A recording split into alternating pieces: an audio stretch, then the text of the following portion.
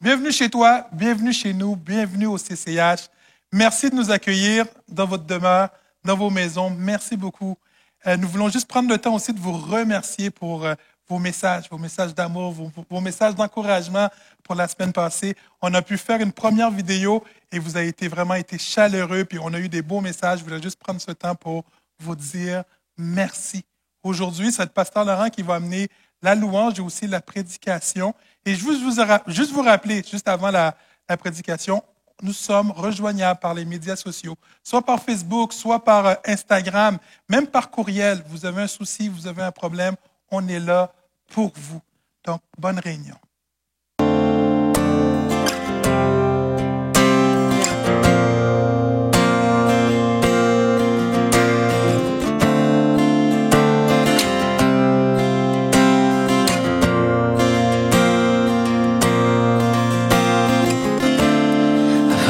Premiers mots, tu me connaissais déjà. Oui, tu es si bon envers moi. Avant mon premier souffle, tu mis ta vie en moi. Oui, tu es si tendre envers moi.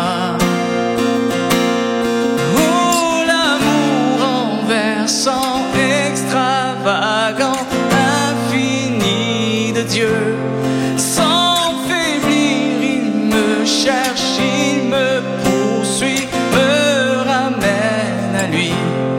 Je suis indigne, sans mérite, mais pour moi tu t'es livré. Oh, l'amour envers sans extravagant, infini.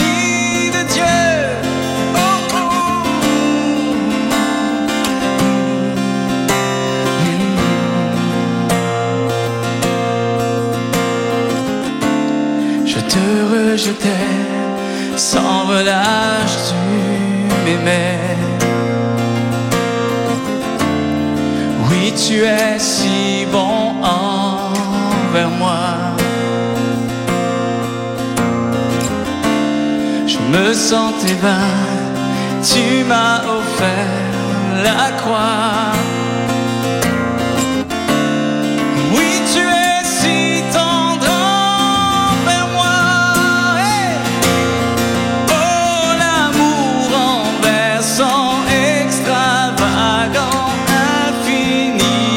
Dieu, sans faiblir, il me cherche, il me poursuit, me ramène à lui. Je suis indigne et sans mérite, mais pour moi tu t'es livré. Oh, l'amour envers sans extravagant, infini de Dieu.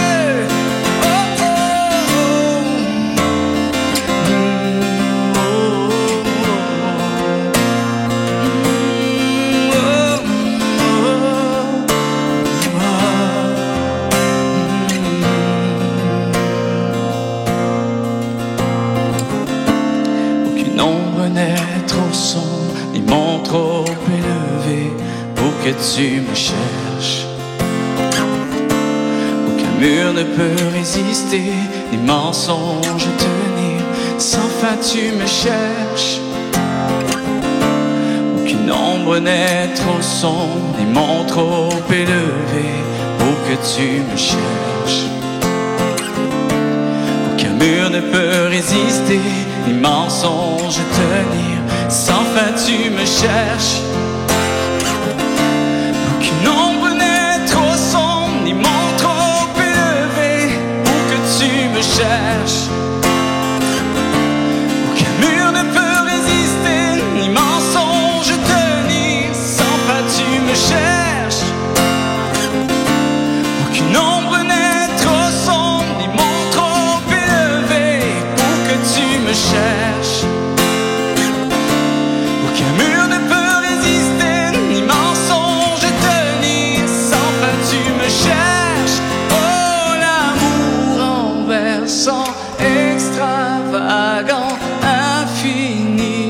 de Dieu. Sans faiblir, il me cherche, il me poursuit, me ramène à lui.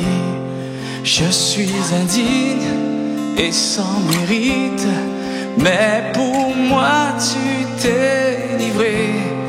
Oh, l'amour renversant, extravagant, infini de Dieu.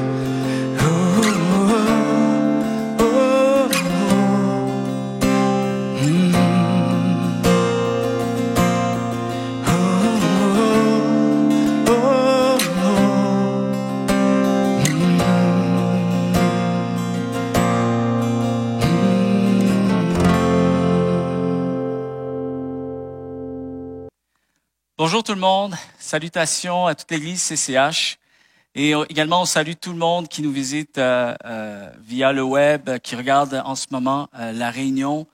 On est vraiment reconnaissant à Dieu de pouvoir connecter dans ces moments où on est séparés physiquement, on est confiné, on est restreint, on est chacun chez soi, vous êtes derrière un écran présentement, mais on rend grâce à Dieu parce qu'on a l'opportunité de pouvoir connecter spirituellement.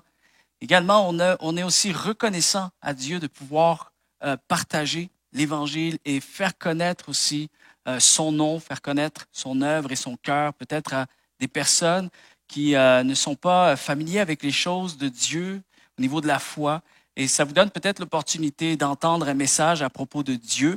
Et je veux vraiment vous livrer un message ce matin de tout mon cœur, avec plein de sincérité. Et en même temps, il y a comme une certaine fébrilité, parce que lorsqu'on parle de la foi, c'est pas toujours évident. Vous savez, la foi, des fois, on va parler de ce que Dieu, lui, contrôle, mais nous, on ne contrôle pas toujours tout.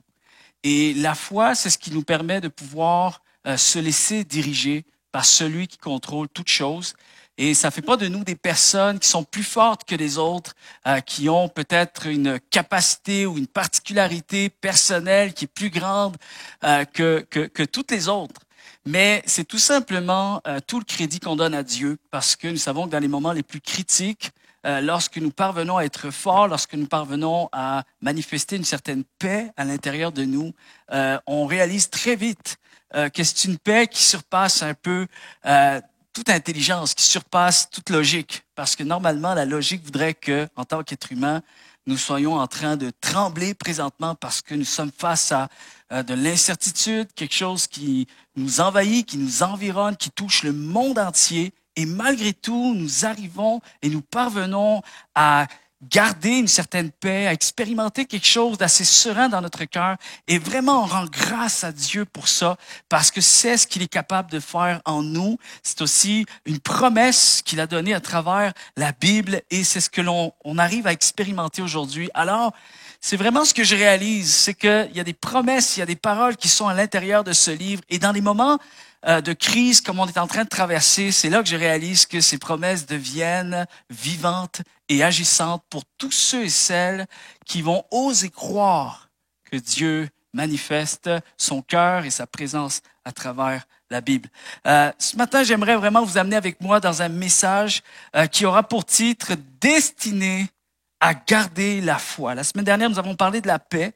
Et aujourd'hui, j'aimerais vous parler de la foi, mais particulièrement dans le fait que nous sommes appelés à garder la foi. Nous sommes appelés à lui faire confiance, à faire confiance à Dieu, continuer à faire confiance à Dieu. Et faire confiance à Dieu veut dire de ne pas douter, qu'il est avec nous, qu'il est fidèle, qu'il est présent, et qu'il manifeste son cœur malgré les circonstances dans chacune de nos vies. Un appel à demeurer ferme dans notre foi. Et c'est ce que l'on voit à travers les paroles que l'apôtre Paul a données dans 1 Corinthiens chapitre 16 au verset 13. L'insistance divine dont on est appelé à expérimenter et à manifester, à demeurer ferme dans notre foi, à garder cette assurance surtout que son amour est encore avec nous. Que Dieu nous aime malgré les circonstances et Dieu continue d'être à nos côtés. Et j'aime aussi cette parole qui se trouve dans les Saintes Écritures lorsqu'il est dit que rien ne nous séparera de l'amour de Dieu. Mais j'aimerais surtout vous amener avec moi dans le psaume 103. Le psaume 103 a été écrit par David et David va dire quelques paroles dans ce psaume-là qui, je crois aujourd'hui, doivent nous interpeller et je crois aussi que ça va bien avec le contexte qu'on est en train de vivre, d'expérimenter. Et il y a une parole, le verset 2. Je vais commencer avec une première parole que David va donner. Le psaume 103, le verset 2, il est dit « Que je bénisse le Seigneur et que je n'oublie aucun de ses bienfaits. » Mon âme bénit l'Éternel, dans une autre version. Mon âme bénit l'Éternel et n'oublie aucun de ses bienfaits. Nous sommes appelés à garder la foi. Dieu nous demande de garder la foi. La Bible insiste sur le fait de garder la foi. Et je crois que si Dieu nous demande de garder la foi, ça veut dire que nous avons toutes les capacités de pouvoir le faire. Maintenant, la grande question, c'est comment garder la foi? Lorsque justement nous avançons vers quelque chose d'incertain, lorsque le présent et même l'avenir semblent être limités, lorsque notre vision d'avenir est obstruée, limitée, lorsque les choses deviennent de plus en plus restreintes et que lorsque même tout devient confiné, tu sais, des fois le chemin qui se rétrécit tellement qu'on n'arrive plus à voir vers où on va et là on est perdu. On n'a plus de repères, on ne sait même plus trop comment réagir. Comment on fait pour continuer lorsqu'on ne sait pas où on va? Et garder la foi prend tout son sens, non pas pour les choses peut-être qui sont en avant de nous, mais nous avons la capacité de garder la foi en regardant à ce que Dieu a fait hier. Parfois, c'est le seul repère qui nous reste pour continuer à avoir une foi agissante, confiante et brûlante pour Dieu. Et le fait de regarder à hier, c'est pas un concept que j'invente, c'est pas quelque chose qui sort de nulle part. Vous savez, si on prend les Saintes Écritures, la Bible, à chaque fois qu'on ouvre ce livre, à chaque fois qu'on lit un passage et qu'on découvre un récit qui s'est produit dans le passé, et Dieu nous enseigne des choses importantes à propos de lui, à propos de son cœur, à travers la Bible, à travers les Saintes Écritures. Ce qu'il faut réaliser, c'est que lorsque j'étudie la Bible, je suis en train d'étudier ce que Dieu a fait hier avec d'autres personnes, des personnes qui m'ont précédé, que je connais pas, des milliers d'années en arrière. Déjà, Dieu commençait à faire des choses extraordinaires dans le passé. Et donc aujourd'hui, je nourris ma foi avec des choses que Dieu a fait hier. Et c'est un concept que Dieu va ramener même à travers les récits du peuple d'Israël. Vous savez, avec le peuple d'Israël, une des choses que Dieu a instaurées, c'est qu'il a demandé à Israël d'établir et de former des autels. Vous savez, des autels, c'est quelque chose qui était là dans l'ancien temps. Et surtout, lorsque le peuple venait de vivre une victoire, venait de vivre quelque chose d'extraordinaire, qui ont été témoins de la grandeur de Dieu, de la puissance de Dieu. Dieu s'est manifesté envers Israël d'une façon extraordinaire et plus d'une fois. Vous savez, les récits qui sont là de manière incroyable, on les a et on peut les étudier. Et on peut voir une chose en particulier, c'est que Dieu est puissant, Dieu est souverain, Dieu n'est jamais limité en rien. Les circonstances n'ont pas pu limiter Dieu. Et lorsque Israël a été témoin des choses remarquables que Dieu a fait, ce que Dieu a demandé, c'était d'instaurer des autels. C'est comme des pierres. Vous allez prendre des pierres. Vous savez, le fameux passage que l'on voit, c'est lorsque Israël, sous le commandement de Josué, vont traverser le Jourdain et Dieu va ouvrir le Jourdain en deux. Vous savez que Dieu l'avait déjà fait dans le passé à travers Moïse, peuple d'Israël, qui a ouvert une mer en deux afin que vraiment Israël puisse passer. Et Dieu a combattu pour eux. Et on voit aussi également que Dieu va le faire à travers Josué. Mais une chose en particulier que Dieu va demander à ce moment-là, c'est qu'au moment où vous allez passer, qu'il devait prendre des pierres, 12 pierres, du milieu du Jourdain, lorsque les eaux étaient ouvertes, et les amener de l'autre côté. Et de l'autre côté, Dieu a demandé à ce que ces pierres soient établies tout ensemble. La chose qu'on a besoin de savoir, c'est que plus tard, lorsque le peuple va être amené à combattre des nouveaux peuples, à aller conquérir de nouvelles terres, à devoir faire face à de nouveaux défis, Gilgal, l'endroit où ces pierres ont été dressées, Gilgal allait devenir l'endroit Ou est-ce que c'est comme un peu le siège social? À chaque nouvelle excursion militaire, c'est là qu'il se préparait. Et lorsqu'il partait en guerre, il revenait à Gilgal. Donc, il y avait toujours ce retour. Et souvent, lorsque Israël se retrouvait devant des défis, peut-être des défis qui les dépassaient, des défis où il peut-être se posait la question, comment on va faire? Comment on va faire pour traverser cette nouvelle bataille? Comment on va faire pour remporter la victoire? Il me semble que cette bataille-là nous dépasse. Lorsqu'il y avait un nouveau défi, c'était à ce moment précis qu'Israël devait regarder à ses pierres pour se rappeler que si Dieu avait été grand hier, il l'était encore aujourd'hui. Et c'est comme un témoignage de la fidélité de Dieu.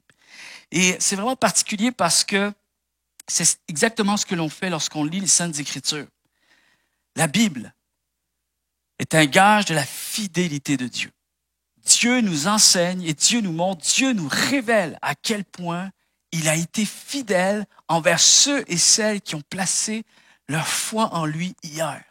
Et une des choses que j'aime bien, c'est que j'ai marqué une phrase, et j'ai marqué ceci: si nous gardons la foi comme ceux et celles qui ont eu la foi hier, Dieu fera pour nous ce qu'il a fait pour eux. Et c'est vraiment quelque chose que j'aimerais vraiment que l'on puisse méditer là-dessus, puisse réfléchir, puisse même prier. L'état de notre cœur, où en est notre cœur face à cette foi? Est-ce que ma foi est en train de perdre pied? Est-ce que ma foi reste vivante? Est-ce que ma foi s'appuie sur quelque chose de réel? Et là où on doit aller, chers amis, c'est de s'appuyer sur ce que Dieu a fait hier. Pour que ma foi reste réelle et que ma foi reste forte, il faut qu'elle s'appuie sur ce que Dieu a fait hier. Dieu est un Dieu de bienveillance. Il est un Dieu qui a prouvé qu'il soutenait son peuple, qu'il était un soutien pour ceux et celles qui avaient foi en lui. Il y a d'innombrables promesses dans les Saintes Écritures là-dessus. Dieu est souverain, Dieu est plein d'autorité. Et la Bible dit, dans le psaume 103, justement au verset 17, David va dire, « Mais la bonté de l'Éternel dure d'éternité en éternité pour ceux qui le craignent. » Et le mot « crainte » là-dedans, vous savez, des fois, on perçoit un peu les choses, peut-être pas de la bonne manière. C'est vraiment un terme, des fois, les gens pensent est-ce qu'il faut avoir peur de Dieu? En fait, la meilleure version à saisir, si on a une définition à donner, en fait, je vais le paraphraser. Il y a une version qui le dit justement là-dessus, que la crainte de Dieu ici doit être traduite comme ceux et celles qui reconnaissent l'autorité de Dieu. Garder la foi, c'est reconnaître que Dieu a été souverain hier. Et il l'est encore aujourd'hui. C'est ça, garder la foi. De croire que Dieu est maître et souverain, qu'il est Dieu sur toute la terre, que sa grandeur n'a pas de fin. Il est infiniment grand, absolument infiniment grand. Et justement, dans les derniers jours, j'ai posté quelque chose, j'ai mis comme une phrase sur les réseaux sociaux et j'ai marqué « Garder la foi, c'est rappeler à ton âme que tes défis actuels ne sont pas plus grands que Dieu. » Et c'est ce que je crois. Maintenant, au-delà de se rappeler les œuvres que Dieu a fait hier, non seulement pour ceux et celles qui ont cru en lui, mais peut-être aussi à nous qui avons déjà expérimenté quelque chose de fort avec le Seigneur, c'est le moment de se rappeler, de se souvenir à quel point Dieu était fidèle dans notre vie. Moi, j'ai les témoignages, j'ai un parcours de vie où je peux vraiment rendre grâce à Dieu pour tout ce qu'il a fait. Des moments où on s'est retrouvé peut-être situation perplexe, sans réponse, on savait pas trop qu'est-ce qui allait arriver et Dieu a été fidèle. Et on a prié Dieu, on a fait confiance à Dieu et Dieu a toujours été au rendez-vous. Et c'est le moment lorsque nous traversons des défis actuels, c'est le moment de se rappeler des œuvres que Dieu a fait avec nous autrefois. Et c'est là que ces œuvres prennent tout son sens pour nourrir notre foi actuelle, pour justement faire face aux nouveaux défis qui sont devant nous. Et c'est vraiment quelque chose qui me tient particulièrement à cœur parce que non seulement on est appelé à se souvenir des œuvres que Dieu a faites, mais plus que ça encore, nous devons connaître ses voies. Et dans le psaume 103, au verset 7, il y a comme une nuance que David va faire. Et on le voit aussi dans d'autres passages des Saintes Écritures.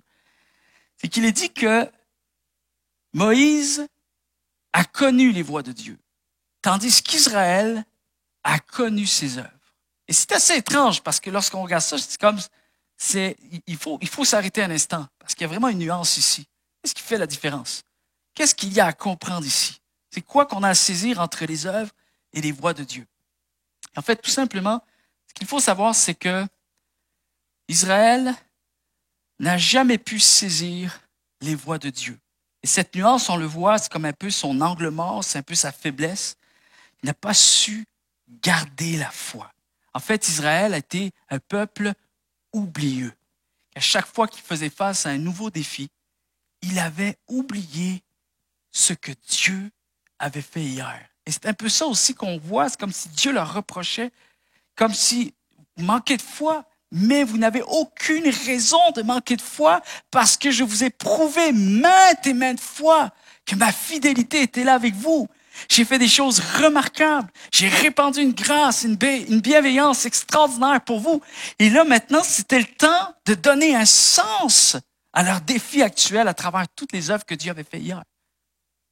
Et c'est quelque chose qui m'a interpellé cette semaine lorsque je me suis mis à étudier ce passage-là. Israël avait connu les 10 plaies d'Égypte. Et les plaies, à quelque part, c'est comme des grands miracles que Dieu avait fait pour justement délivrer Israël de l'Égypte. Et on voit tout simplement qu'Israël a préféré céder à la peur et au découragement. Et le problème avec Israël, comparativement à Moïse, c'est qu'ils passaient trop de temps à analyser la montagne actuelle en oubliant de se nourrir de ce Dieu qui avait su déplacer les montagnes auxquelles ils ont été confrontés dans le passé. Et c'était de ça que Dieu voulait qu'il se passe dans leur cœur. Toutes les grandes choses que Dieu avait faites dans le passé, c'était pour que ça compte au moment de la détresse actuelle, de l'épreuve actuelle, pour le présent et même pour le futur qui semble être restreint. Regarde au passé, regarde à ce que j'ai fait hier, regarde à ce que j'ai été pour toi. Si je l'ai fait hier, je le ferai encore aujourd'hui. J'ai été ce que j'ai été parce que tu as mis ta foi en moi hier. Mais si tu mets ta foi encore en moi aujourd'hui, je serai ce que j'ai été exactement hier pour toi. Et c'est vraiment un message puissant, chers amis, dans les moments où peut-être notre vision est obstruée. On a peur, la tentation de vouloir céder à la peur, au découragement. J'aimerais qu'on puisse regarder à celui qui a déjà déplacé des montagnes dans le passé. Il est celui qui peut et qui désire déplacer nos montagnes aujourd'hui. Je ne sais pas si vous avez déjà réalisé cette fameuse histoire que tout le monde connaît, même ceux et celles qui ne vont pas à l'église, qui ne sont peut-être pas trop religieux, connaissent l'histoire de David et Goliath. Cette fameuse histoire épique, incroyable.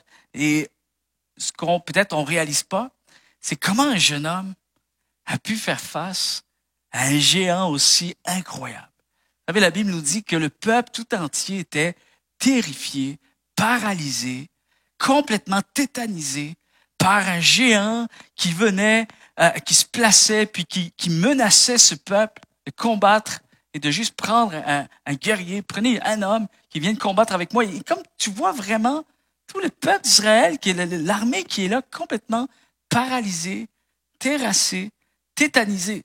Et là, tu vois un jeune homme surgir de nulle part et avec une assurance qui, pour lui, il y a pas de raison. Je vais aller combattre ce géant et je vais le terrasser. C'est moi qui va sortir vainqueur de cette bataille. Et à un moment donné, il y a comme un peu un dialogue qui se passe entre Saül juste avant. Tu sais, c'est comme, il a une audience auprès du roi, qui est Saül à ce moment-là. Et là, on lui demande, mais t'es qui? Puis qu'est-ce que tu veux au juste? Puis là, David essaie d'expliquer, moi, je vais aller combattre ce géant.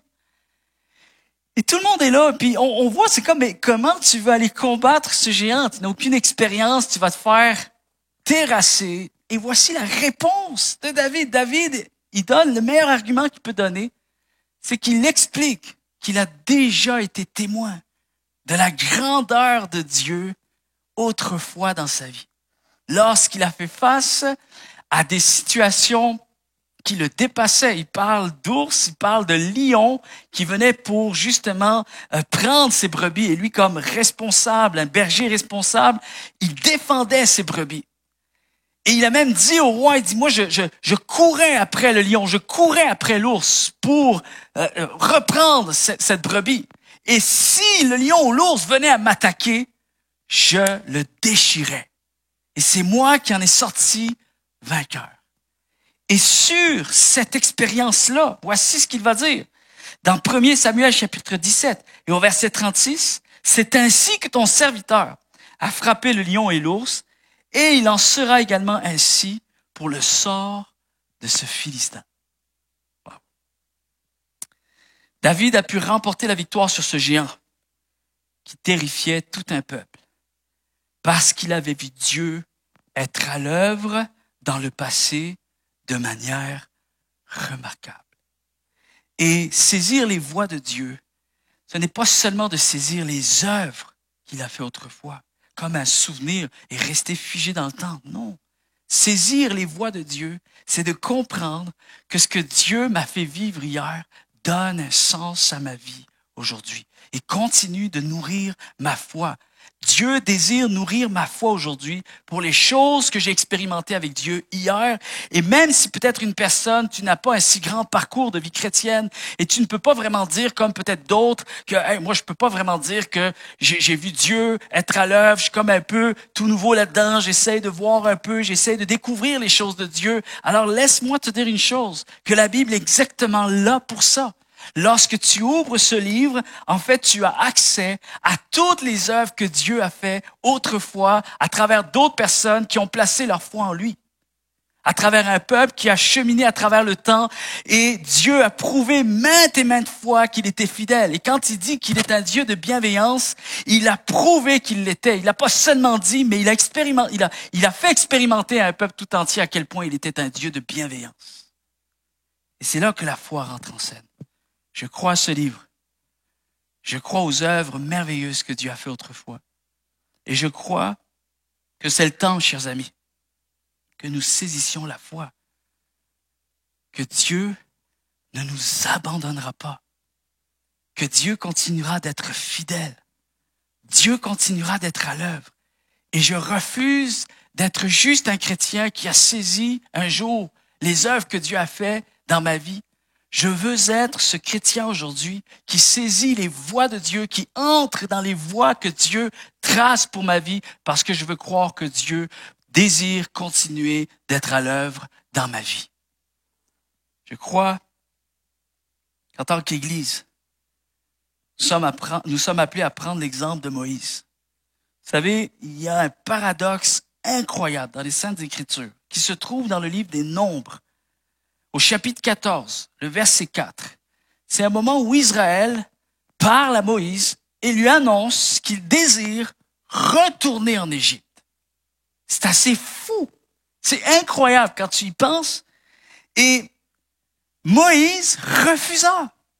Moïse a été la personne qui a comme encouragé Israël de rester là. En fait, il a découragé Israël de retourner. Voyons, ça n'a aucun sens. On ne retournera pas dans le passé. On ne retournera pas en Égypte. Et le paradoxe dans tout ça, ce qui est assez saisissant, c'est que c'est Moïse qui refuse de retourner en Égypte.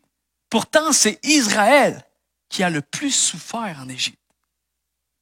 Et ce n'était pas Moïse. Vous savez, lorsqu'on réalise, Moïse était le seul d'entre eux à avoir vécu dans les conditions les plus favorables en Égypte.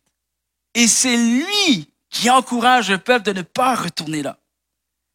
Moïse avait été éduqué par l'homme le plus éduqué de la terre. Avait vécu dans un confort sans équivalence. Moïse avait mangé les meilleurs mets qui existaient. Il portait les plus beaux habits. Et Moïse avait aussi des serviteurs qui accomplissaient ses moindres désirs. Et son héritage était considérable, tant en richesse qu'en pouvoir. Et des fois, on l'oublie. Mais il renonça à tout cela. Et contrairement à Israël, il ne regarda jamais en arrière.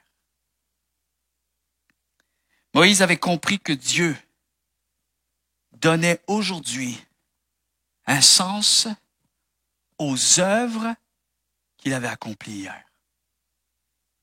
Moïse refusait de croire que Dieu avait fait les choses juste pour les faire. Sans aucune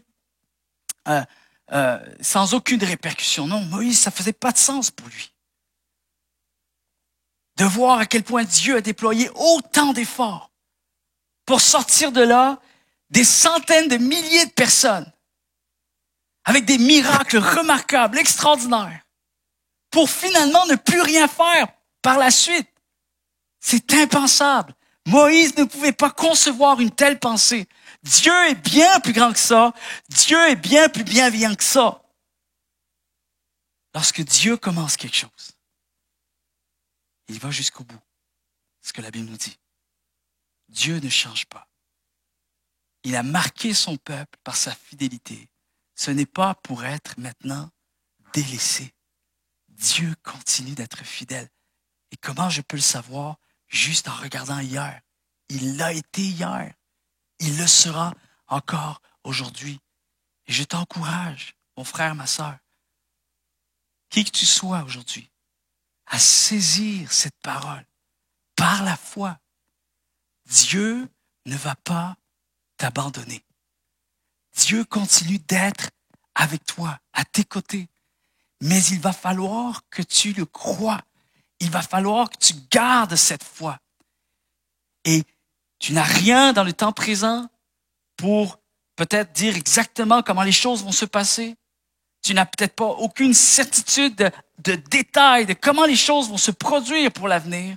Mais tu sais ce que Dieu a fait hier. Et à travers ce que Dieu a fait hier, c'est suffisant pour croire que Dieu continuera d'être à l'œuvre. Et Moïse avait saisi cette particularité. Les voies de Dieu, vous savez, les voies de Dieu, c'est quelque chose qu'on doit saisir ici dans le psaume 103. Le sens qui ressort du mot qui est utilisé, le sens littéral.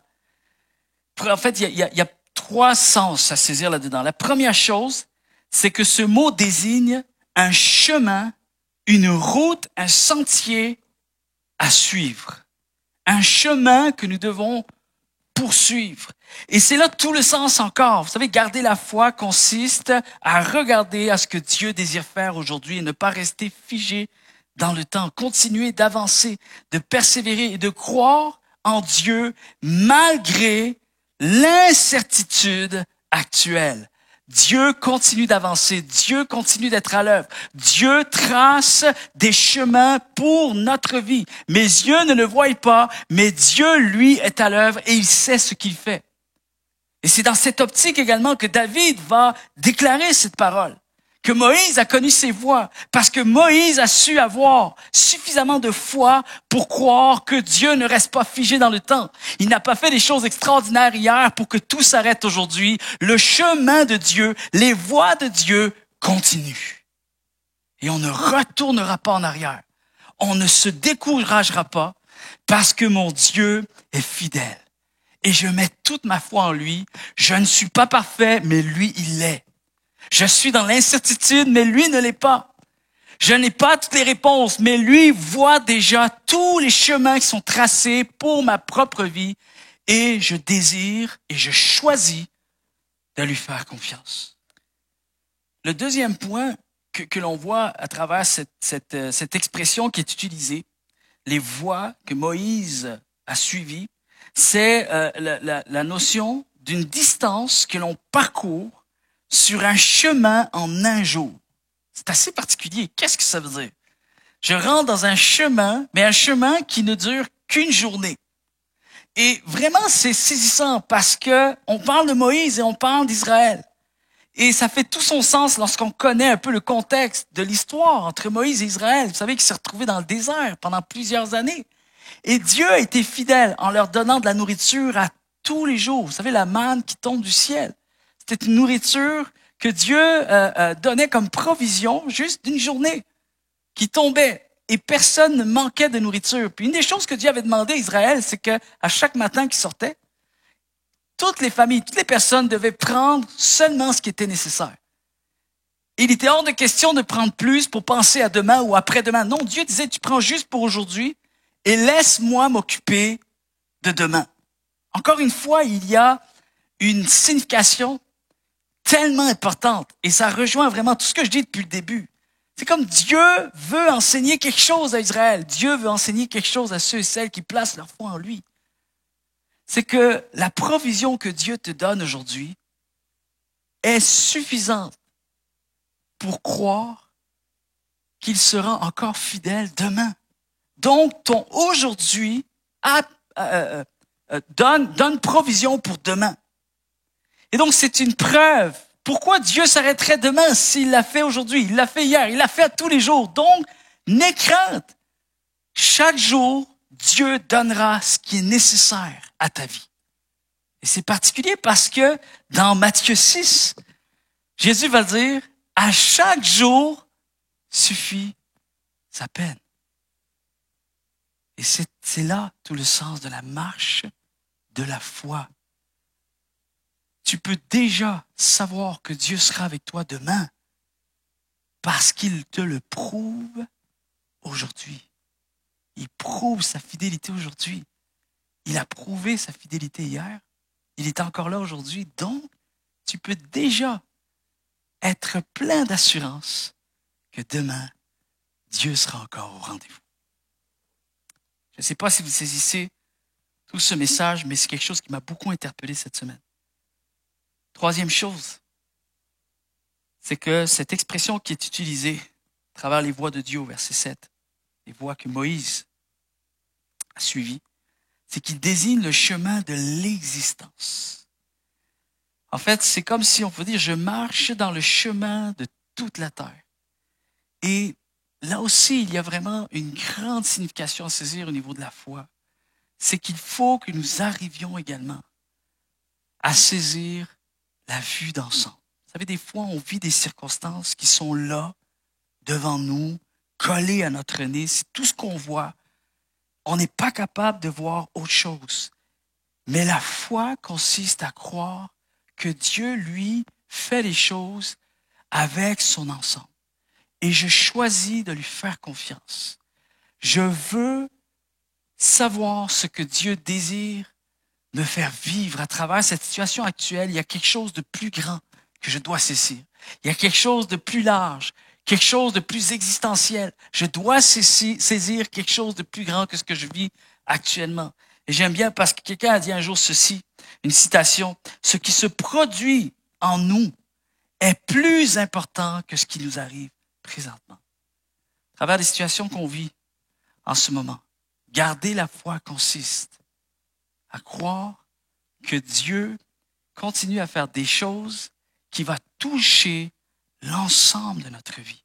Et en fait, le témoignage que tu es en train de te forger aujourd'hui, juste par la foi que tu gardes en lui, tu es en train de vivre un témoignage de la fidélité de Dieu qui servira également pour plus tard, peut-être pour ta propre vie. Peut-être que tu ne le sais pas, mais tu es en train d'approvisionner une mesure de foi pour plus tard. Ta propre mesure de foi pour plus tard.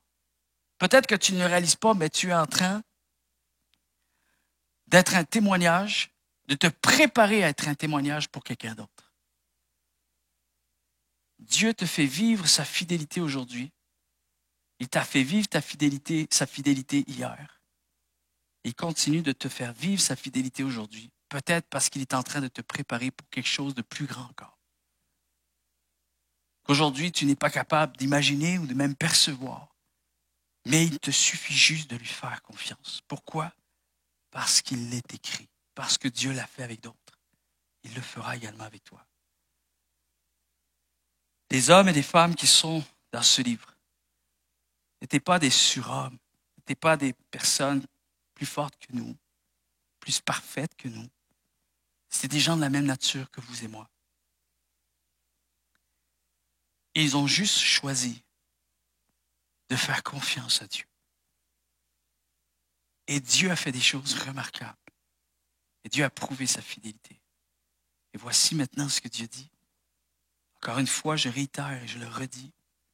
Si je place ma foi en Dieu, comme ceux et celles qui sont à l'intérieur de ce livre ont placé également leur foi en Dieu, alors je suis assuré que Dieu fera pour moi ce qu'il a fait pour eux autrefois.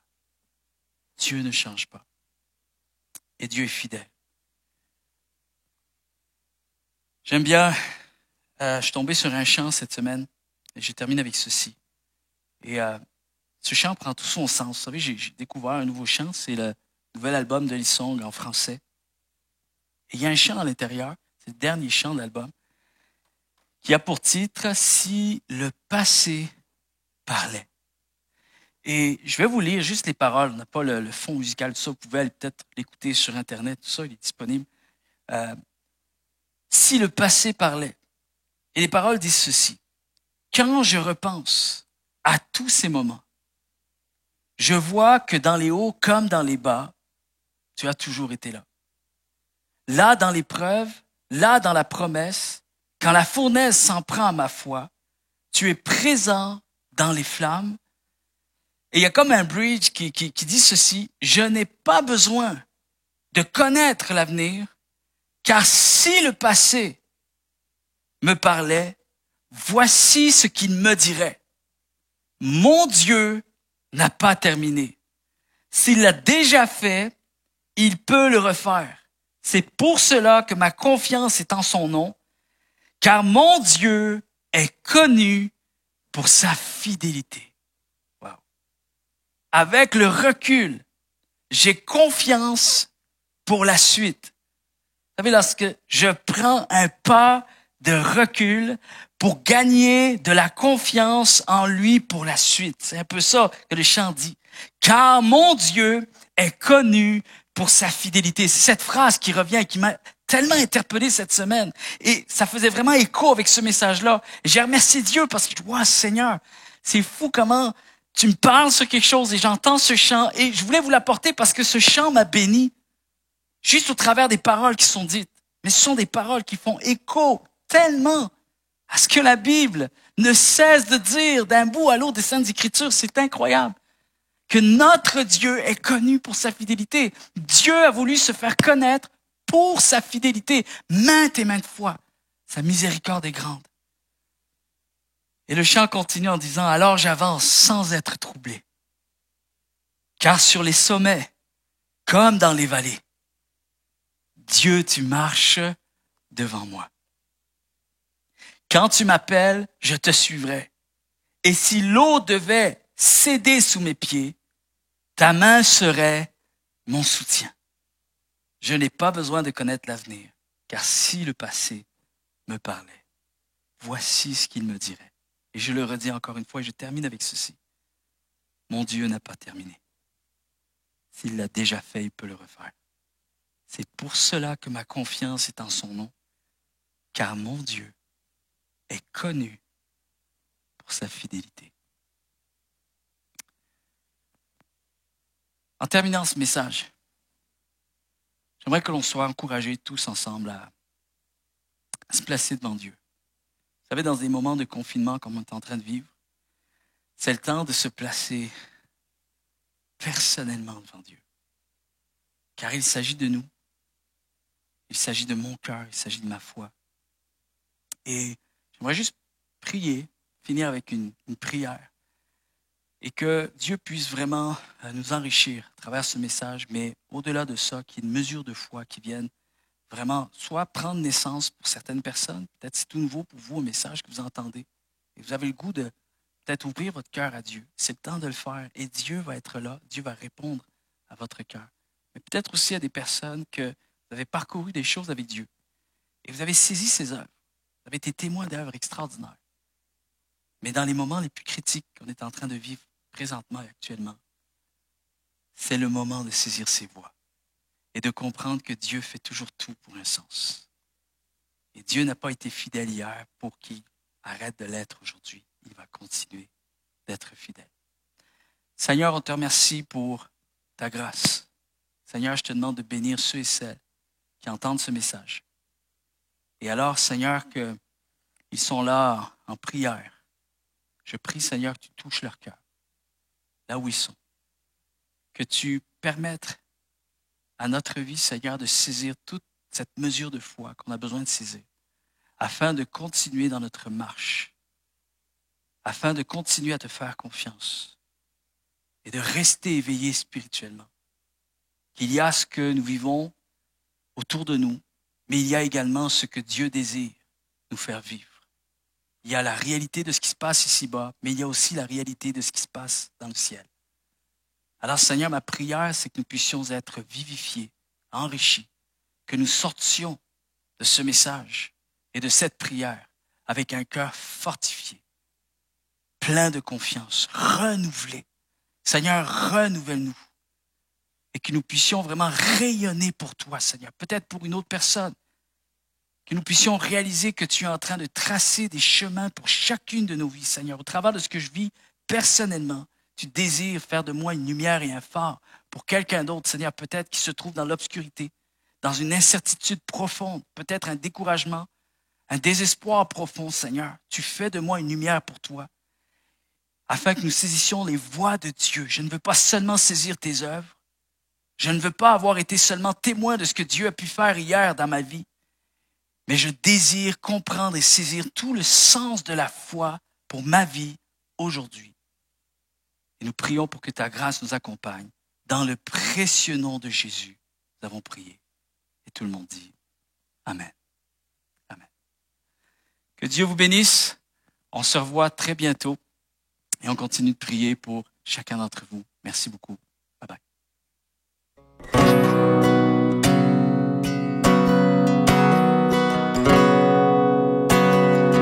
En Christ, elle est mon espérance.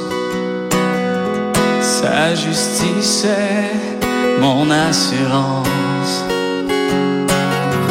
Il est devant, Dieu mon appui. Je n'en veux point d'autre que lui.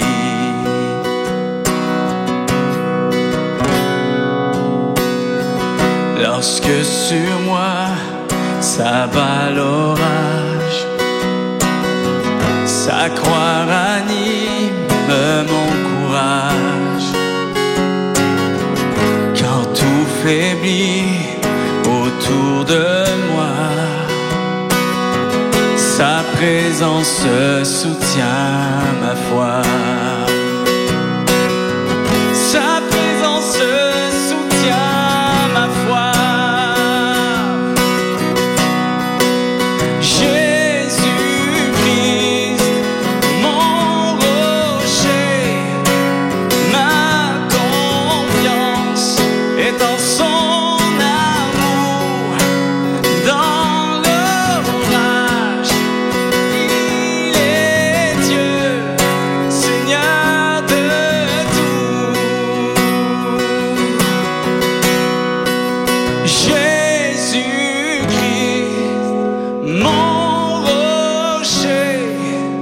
Ma confiance est dans son amour. Dans l'orage, il est Dieu, Seigneur de tout. Jésus-Christ, mon rocher, ma confiance est en son amour. Dans l'orage, il est Dieu, Seigneur de tout.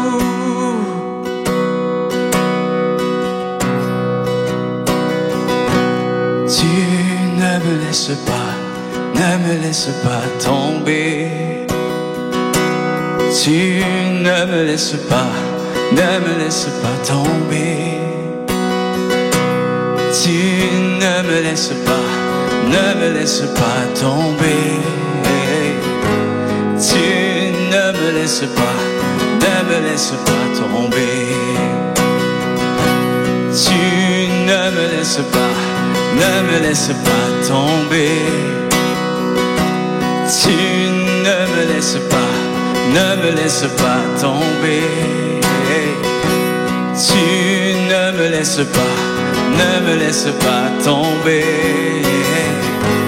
Tu ne me laisses pas, ne me laisse pas tomber. Tu ne me laisses pas, ne me laisse pas tomber. Tu ne me laisses pas, ne me laisse pas tomber. Tu ne me laisses pas, ne me laisse pas tomber. Tu ne me laisses pas, ne me laisse pas tomber. Tu es bon, bon, oh, oh, oh. Tu es bon, bon, oh, oh, oh. Tu es bon, bon, oh, oh, oh. Tu es bon, bon, oh, oh, oh.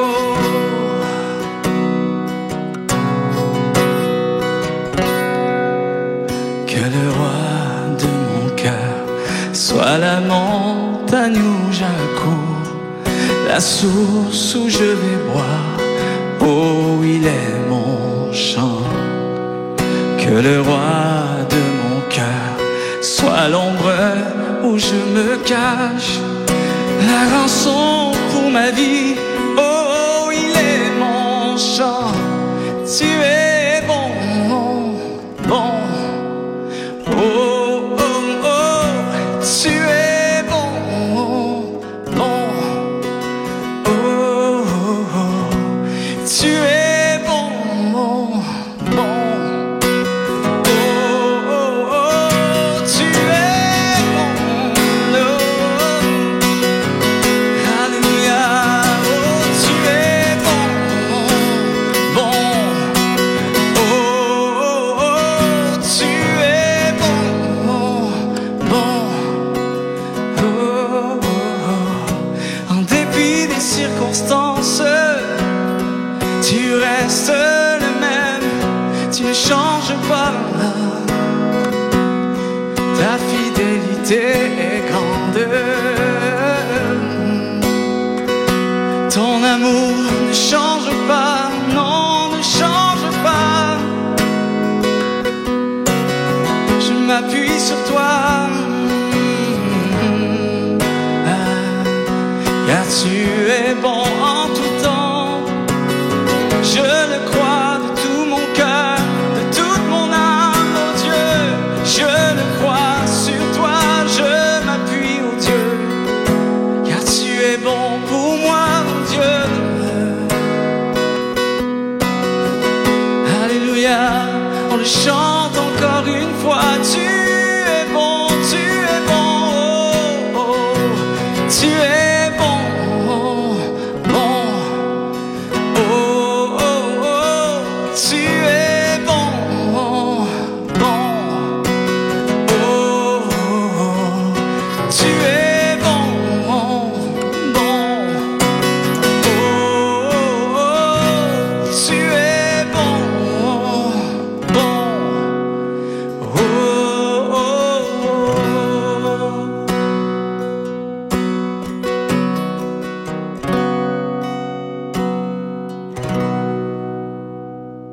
Merci pour votre présence et j'espère que la prédication qu'on a eue ensemble et ce temps de louange a pu amener la paix que vous avez besoin dans ce moment de crise. Si vous avez besoin de nous contacter, si vous vous sentez seul, vous avez des requêtes de prière, n'hésitez pas à nous contacter à l'adresse info@ccheritage.org. On est là pour vous, on prie pour vous, puis on veut savoir, vous avez n'importe quelle inquiétude, n'hésitez pas à nous contacter. Et avec cette même adresse, vous pouvez aussi, si vous voulez faire des dons, vous voulez savoir comment faire parvenir vos dons, écrivez à l'adresse courriel et on communiquera avec vous. N'oubliez pas, l'Église, ce n'est pas 4 murs, ce n'est pas un toit, c'est nous ensemble qui louons le Seigneur et qui faisons l'Église CCH. J'espère que vous avez été bénis, qu'on se voit la semaine prochaine et que Dieu vous bénisse.